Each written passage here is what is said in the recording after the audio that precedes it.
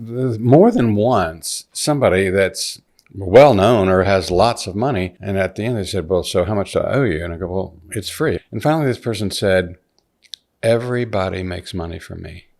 And I was able to say, well, I don't. Tell us what Porter's Call is, Al. Well, Porter's Call is a nonprofit that offers free counsel and support to recording artists.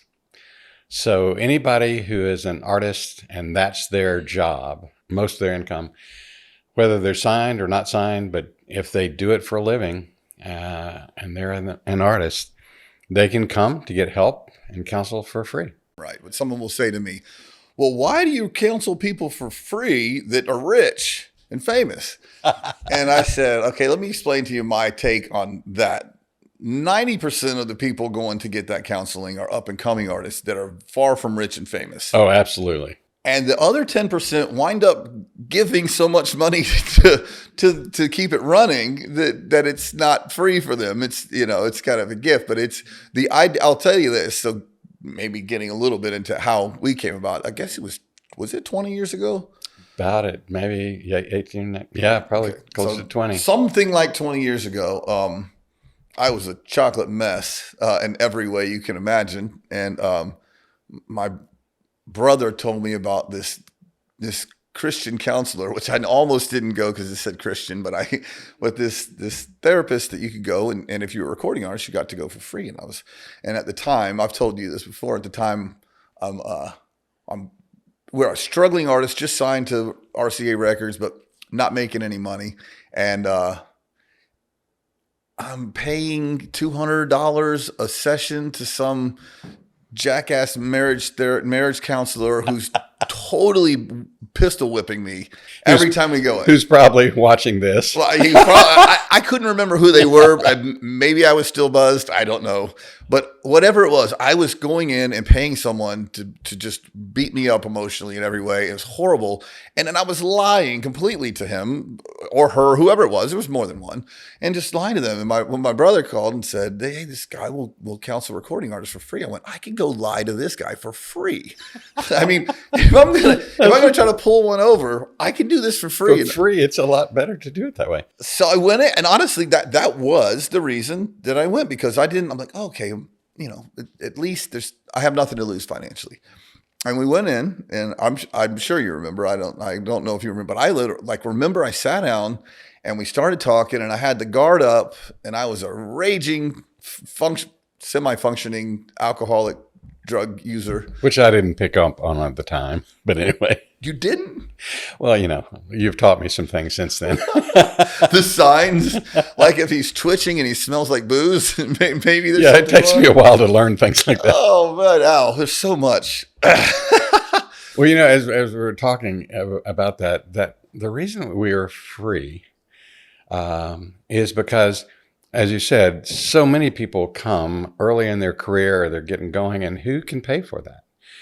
And then we started thinking, well, what about the people who make millions a year or a week or whatever?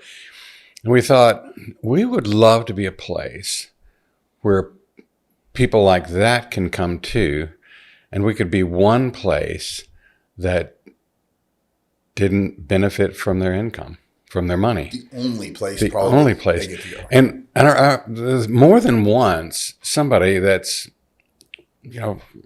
well-known or has lots of money. I remember one time someone came in and they said something like, we talked for probably 2 hours. And at the end they said, well, so how much do I owe you? And I go, well, it's free. No. How much do I owe you? It's been 2 hours. I go, it's free. He goes, what do you mean? I go, it doesn't cost you anything. It took a while. Like I had to keep saying that. And finally this person said, everybody makes money from me. And I was able to say, well, I don't. And I'm not going to ask you for any. This is free because, it's a huge part of what you do. I would never have gone if it wasn't free. And there's something that you're right. Everyone always wants something. Yeah. Yeah. And here's the thing. This is, you can almost say this is paid for by people who have been helped. Yeah. Mostly. Yeah. And actually most of the money comes from people who make money from healthy artists. So most of the money comes from people in the industry who benefit from healthy artists, and they finally see it as an investment in the artist. And so often artists give back, but we've never asked for it. Money's a funny thing because even if you have it, the people asking for it, you just have a shield about it. It's a strange thing. And I know that when we went, whatever, the back on our story, you weren't a drug and alcohol guy. I needed a drug and alcohol guy. Yeah, well. But you were my friend right away.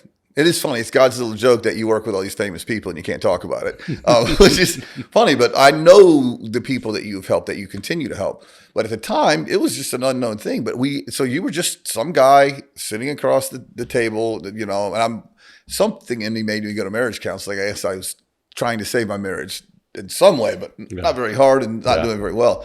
And I remember leaving and going, that guy just liked me. For who I started thinking to myself, he knows I'm lying.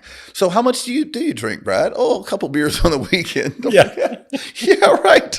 Well, you've taught me that if somebody says a couple of beers, they mean a 6-pack or 2.